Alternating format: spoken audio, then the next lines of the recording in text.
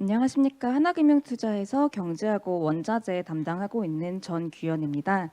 오늘 2021년 원자재 시장 전망은 정책에서 찾는 기회라는 제목으로 말씀드리도록 하겠습니다. 우선 코로나19로 인해서 글로벌 경기가 침체 국면에 접어들면서 각국이 재정정책과 통화정책을 통해서 경기 하단을 지지하고 있습니다.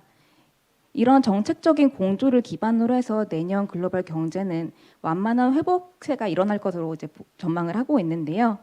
원자재 시장 같은 경우에는 이런 정책들의 연동이 되면서 원자재 수요가 전반적으로 좀 개선되는 형태가 나타날 것으로 전망을 합니다. 2021년 원자재 선호도는 구리, 금, 원유 순으로 제시를 드리고 있고요. 일단 원유 같은 경우에는 내년에도 다소 지지부진한 흐름이 전개될 것으로 전망을 합니다. 금은 내년 하반기로 갈수록 점차 상승하는 흐름을 예상을 하고 있고요. 구리 같은 경우에는 올해도 많이 상승을 했지만 내년에도 추가적으로 상승할 수 있는 가능성이 있다고 판단을 하고 있습니다. 우선 원자재 시장 반등을 이끄는 세 가지 요인들에 대해서 살펴본 이후에 각 상품별 전망에 대해서 말씀드리도록 하겠습니다.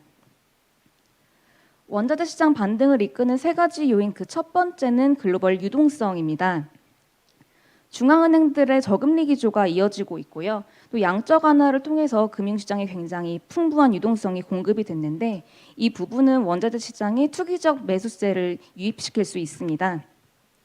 실제로 2008년 금융위기 이후에 미 연준이 세 차례에 걸쳐서 QE를 단행을 하면서 우측 그래프에서 보실 수 있다시피 2010년 이후 원유 선물의 투기적 순매수 급등하는 모습을 보실 수가 있을 것 같습니다. 올해도 워낙 유동성이 많이 풀렸기 때문에 이런 부분들이 투기적 성격의 원자재 매수세 유입으로 이어지면서 상품 가격의 상승을 지지할 것으로 전망합니다. 두 번째는 미 달러의 약세입니다. 원자재는 미 달러로 거래되는 만큼 미 달러와 원자재 가격은 서로 반비례하는 특성을 갖게 되는데요. 저희는 이제 2021년에도 미 달러가 약세 추세가 전개될 것으로 전망을 하고 있기 때문에 이 부분이 원자재 가격의 상승을 지지할 것으로 전망합니다.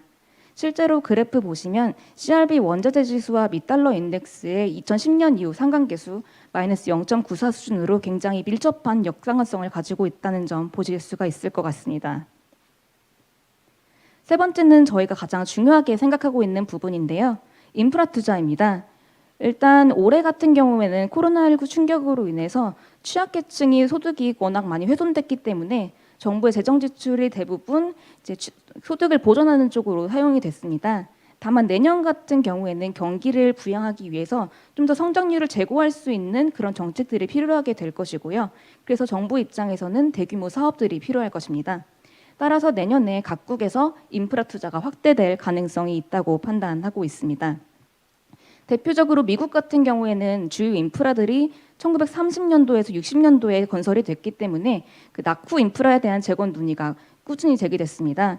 그래서 이런 부분들을 감안을 했을 때 미국의 인프라 투자가 확대될 가능성이 높다고 생각을 하고 있고요. 또 중국 같은 경우에도 사상 최대의 적재 재정을 편성을 해서 인프라 투자에 집중을 하고 있습니다. 이런 글로벌 인프라 투자의 확대는 결국 산업금속의 수요를 높일 것으로 전망을 하고 있고요. 이 부분이 특히 구리 쪽에 우호적으로 작용한다고 생각합니다. 원유부터 말씀드리도록 하겠습니다.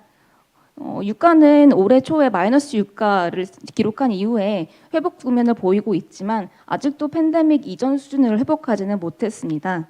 이 유가의 중요한 부분은 결국 수요라고 보고 있는데요. 저희는 이 원유 소비 구조가 변화를 하면서 내년에도 원유 소비가 생각보다 오르지 못할 것으로 전망을 하고 있습니다. 물론 경기가 좀 회복이 되면서 수요의 완만한 회복세는 전개가 되겠지만 일단 단기 충격 외에도 장기적으로 소비 구조의 변화가 동반했다는 점에서 왼쪽 그래프에서 보실 수 있다시피 글로벌 원유 수요 전망치는 코로나19 이전에 못 미칠 것으로 전망을 하고 있습니다.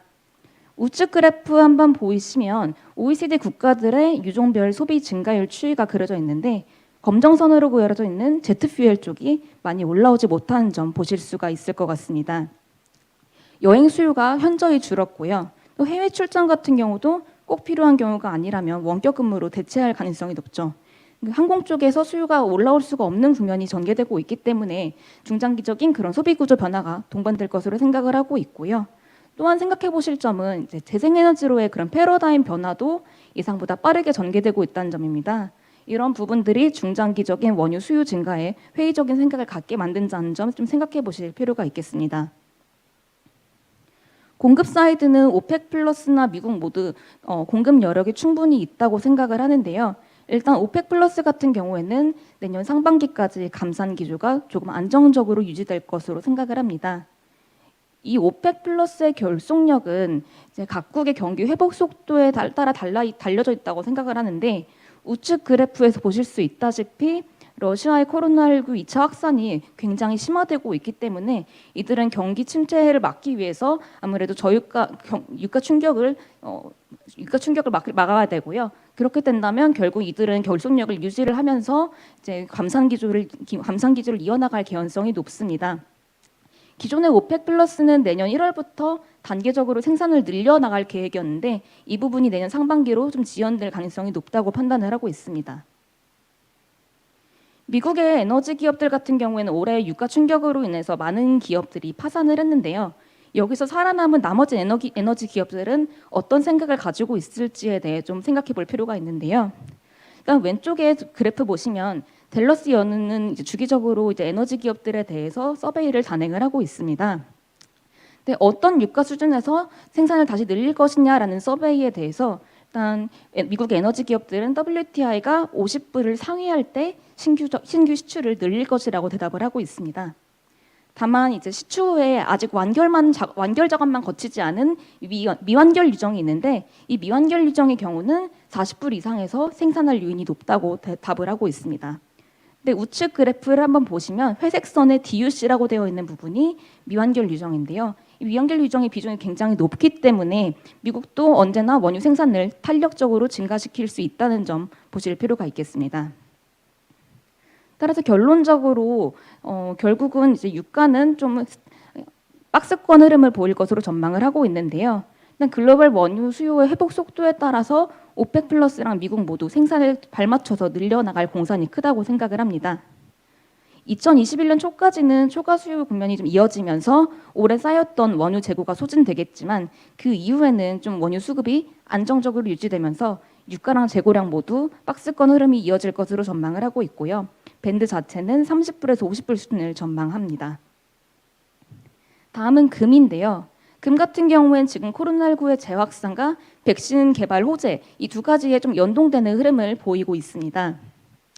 다만 저희가 생각하기에는 어쨌든 백신이 개발되더라도 보급되는 데까지 시간이 걸리기 때문에 글로벌 경제와 금융시장의 불확실성이 상존할 수밖에 없고요.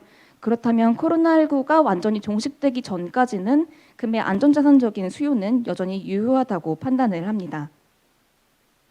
또한 저희가 금 가격을 전망할 때 가장 중요하게 생각하는 두 가지가 실질금리랑 미 달러인데요. 이 두 변수 모두 금과 역상관성을 갖는 변수입니다. 그런데 저희는 실질금리가 우선 마이너스 흐름을 지속할 것으로 전망을 합니다.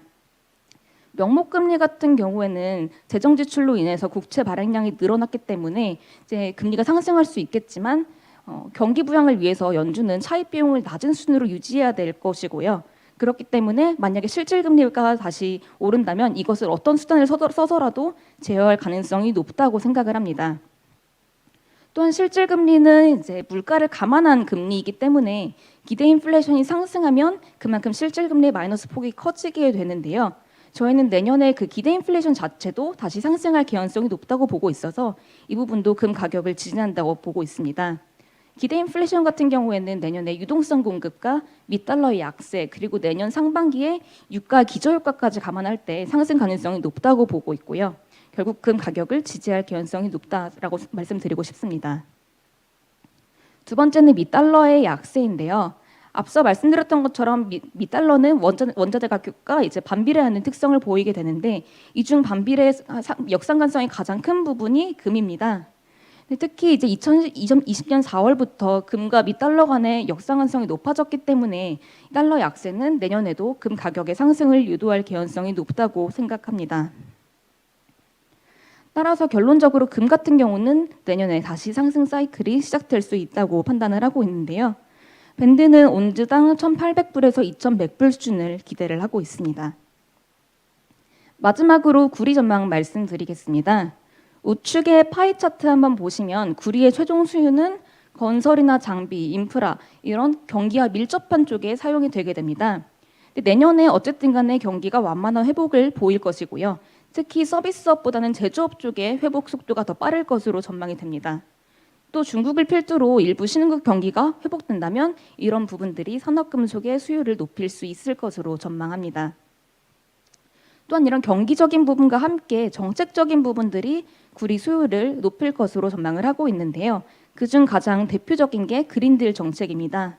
내년 같은 경우에는 그린딜 정책이 현실화되면서 구리 수요가 굉장히 높아질 수 있다고 생각을 하고 있는데요.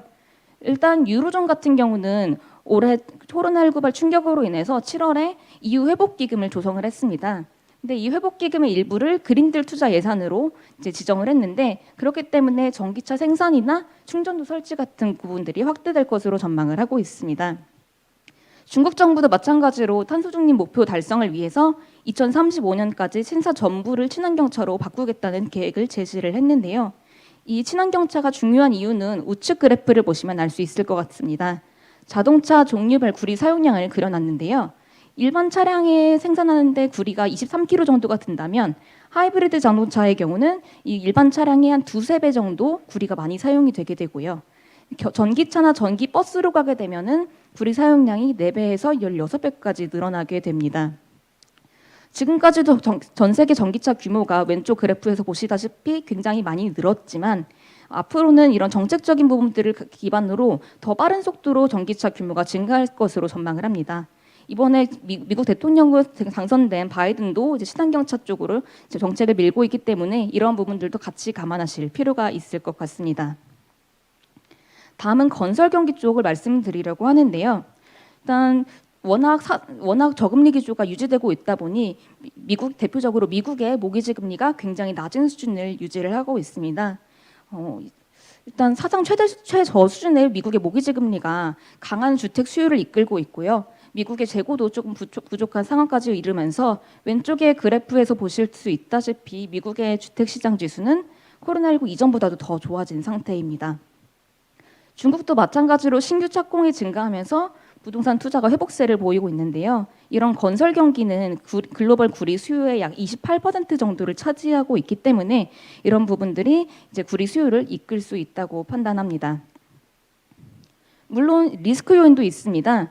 구리 공급량이 조금 내년에 좀 늘어날 수 있다고 판단을 하고 있는데요.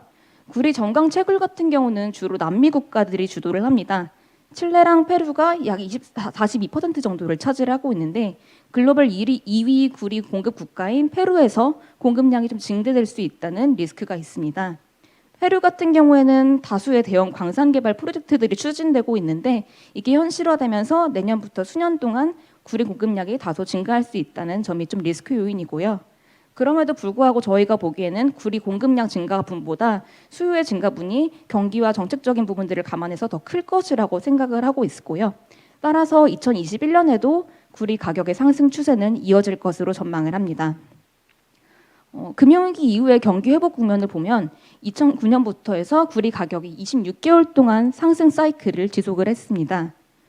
올해 같은 경우에는 3월 저점 이후에 구리 가격이 반등을 해서 상승세를 보이고 있는데요. 내년 글로벌 경기의 회복 국면에서도 구리 가격의 상승 사이클은 이어질 것으로 전망하고 있습니다. 오늘 준비한 2021년 원자재 시장 전망은 여기까지 말씀드리겠습니다. 경청해 주셔서 감사합니다.